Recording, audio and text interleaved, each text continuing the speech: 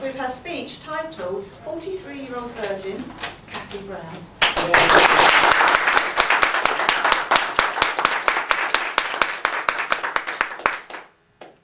Madam Toastmaster, fellow Toastmasters, welcome guests.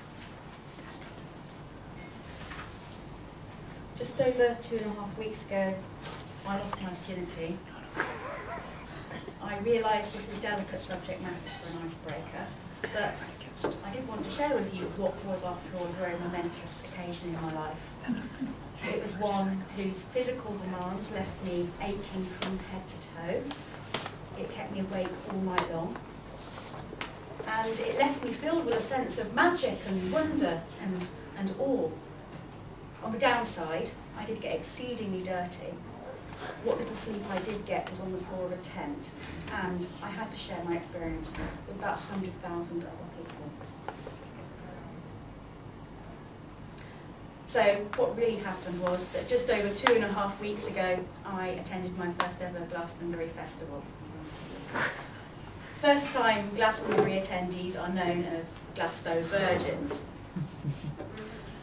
But before I tell you a little more about what it was like being an older first-time festival goer, I want to share with you some insights as to what on earth possessed me to drag myself and my belongings all that way to a field in Somerset at my age,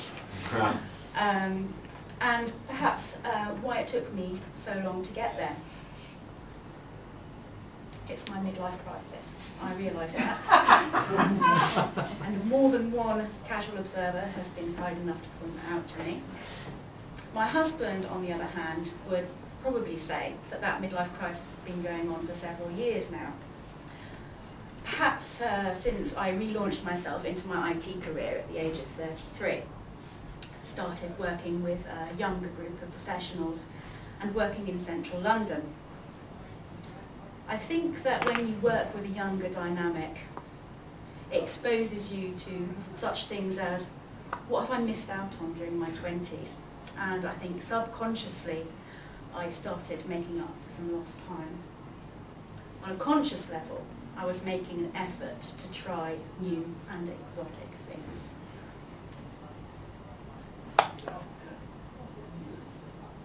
So some of those new things were fueled, unfortunately, by my love of having the odd drink or two.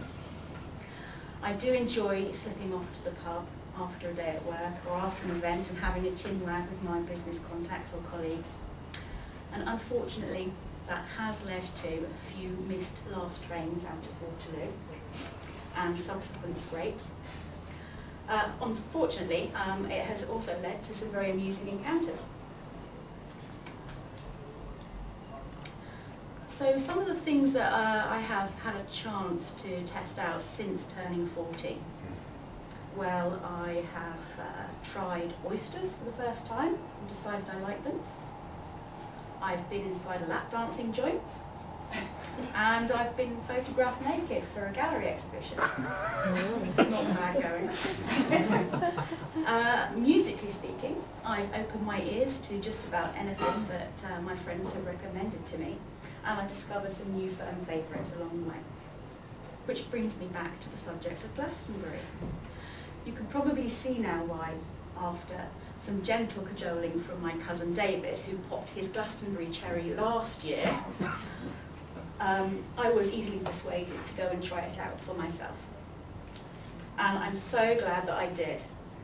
As soon as I arrived, I realised that Glastonbury has something for people of all ages.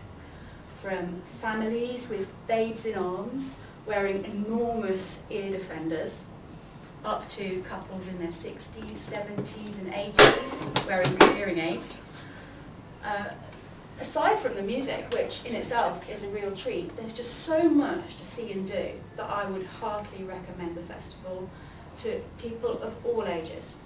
And they even cater well for people with physical ability challenges. Sure, tent life has its discomforts, and not being able to shower for a week leaves something to be desired. But you know what? Age has its compensations. I was able to pace myself. so I was able to have fun without making myself ill.